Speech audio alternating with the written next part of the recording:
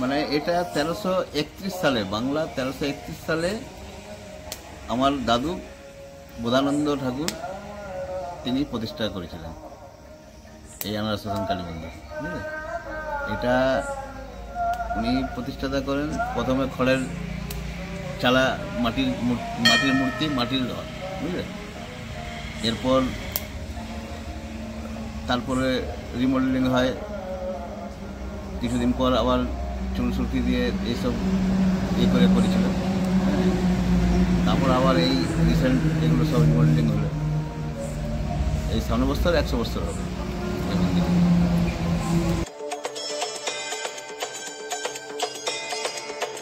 Hello viewers, কেমন আছেন আপনারা? আজ আবারও চলে এসেছি একটি নতুন ভিডিও নিয়ে। আজ আমরা চলে এসেছি আনাড়া, পুরুলিয়া ডিস্ট্রিক্টের শ্মশানকালী মন্দিরে। তো আপনারা ব্লগটা পুরোটা দেখবেন, ভালো লাগলে লাইক শেয়ার সাবস্ক্রাইব অবশ্যই করবেন।